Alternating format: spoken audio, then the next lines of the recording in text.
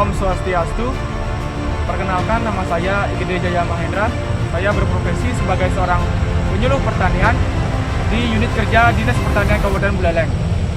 Berdasarkan Peraturan Menpan RB RI Nomor 35 Tahun 2020 tentang Jabatan Fungsional Penyuluh Pertanian, dijelaskan bahwa tugas Jabatan Fungsional Penyuluh Pertanian yaitu melaksanakan kegiatan penyuluhan dan evaluasi pengembangan metode penyuluhan pertanian. Dalam kegiatan penyuluhan terdapat tahap persiapan, salah satunya yaitu melaksanakan identifikasi potensi wilayah.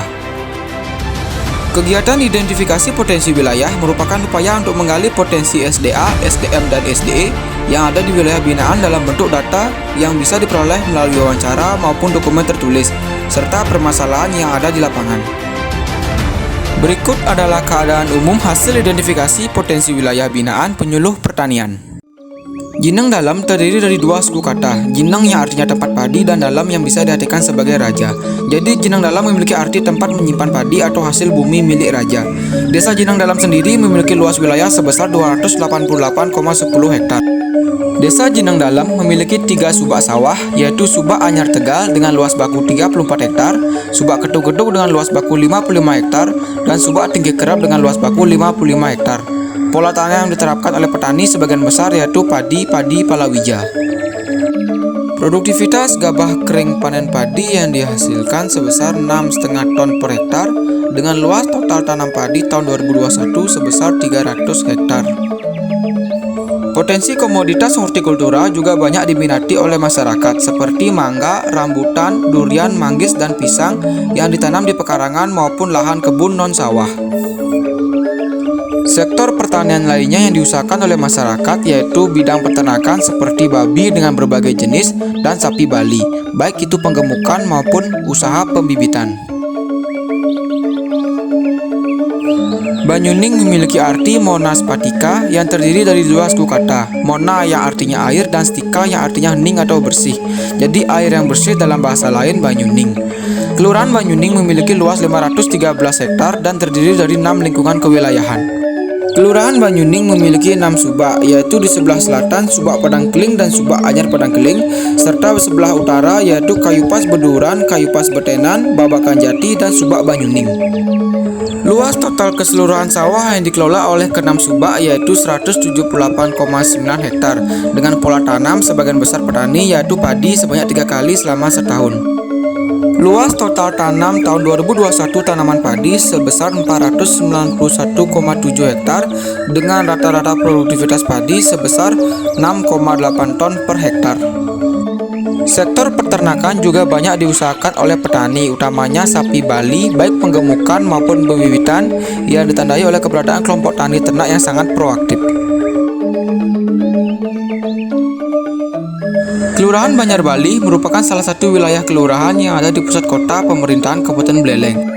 Kedekatan dengan pusat pemerintahan kabupaten dan pusat ekonomi salah satunya pasar menjadi peluang tersendiri dan potensi bagi masyarakat kelurahan apabila berusaha di sektor perdagangan ataupun hilirisasi produk.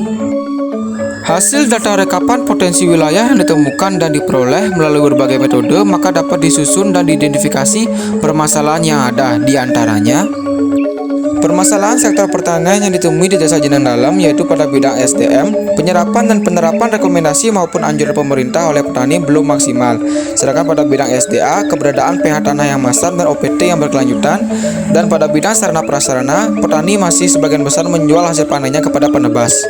Berdasarkan hasil rekapan dan analisa tingkat urgensi permasalahan, maka diperolehlah satu permasalahan utama, yaitu pengendalian OPT oleh petani masih menggunakan pestisida kimia cukup tinggi. Penggunaan pestisida kimia dalam intensitas tinggi tidak hanya mempengaruhi keberadaan OPT namun juga musuh alami. Berpeluang terjadinya resistensi dan resurgensi pada OPT tertentu. Berdasarkan hal tersebut, maka permasalahan ini harus segera ditindaklanjuti.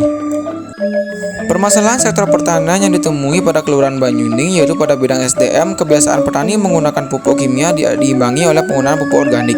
Pada bidang SDA, penanaman pola monokultur dengan padi 3 kali selama setahun menyebabkan keberadaan OPT berkelanjutan. Serta pada bidang sarana prasarana, di musim kemarau air permukaan yang sedikit menyebabkan petani menggunakan air tanah melalui pompa berbiaya tinggi. Berdasarkan hasil rekapan permasalahan dan analisis tingkat urgensi, maka diperolehlah masalah yaitu petani masih sedikit menggunakan pupuk organik sebagai sumber hara bagi tanaman. Alasan pemilihan prioritas permasalahan dikarenakan fungsi pupuk organik tidak hanya sebagai sumber hara bagi tanaman, namun juga sebagai pembenar tanah dan memperbaiki sifat fisik, kimia, dan biologi tanah. Apabila tanah dalam kondisi sehat, maka peluang berkembangnya patogen dapat dikurangi.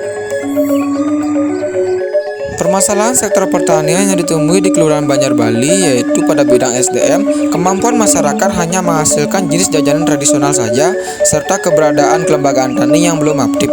Sedangkan pada bidang sarana prasarana, sebagian besar masyarakat menjual jajanannya hanya sebatas di pasar tradisional saja. Hasil rekapan dan analisis tingkat urgensi permasalahan yang ada di Kelurahan Banjar Bali, maka dipilihlah permasalahan pada kelembagaan tani yang ada. Alasannya yaitu dengan adanya kelembagaan tani yang aktif maka mampu mempersatukan usaha-usaha kecil menjadi satu sehingga daya kreativitas serta orientasi pasar menjadi lebih maju. Serta keuntungan lainnya dengan berkelompok mampu memudahkan akses bantuan pemerintah baik dana maupun sarana. Berdasarkan pemaparan hasil identifikasi potensi wilayah Desa Jenang Dalam, untuk mengatasi aspek prioritas permasalahan yang dipilih, maka diperlukan sosialisasi pengendalian hama penyakit terpadu yang ramah lingkungan dan menguntungkan untuk mengendalikan organisme pengganggu tanaman. Sedangkan pada Kelurahan Banyuni untuk mengatasi aspek prioritas permasalahan yaitu diperlukan adanya pelatihan pembuatan pupuk organik mandiri serta penyuluhan pentingnya penggunaan pupuk organik dan korelasinya terhadap lingkungan serta keberadaan OPT.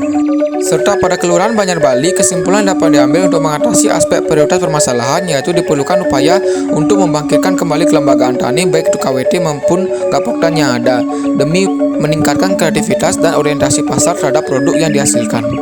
Sekian pemaparan hasil identifikasi potensi wilayah binaan penyuluh pertanian yang saya bawakan. Mohon maaf apabila ada kekeliruan maupun keterbatasan data yang saya sampaikan terkait dengan identifikasi potensi wilayah. Akhir kata, saya ucapkan terima kasih.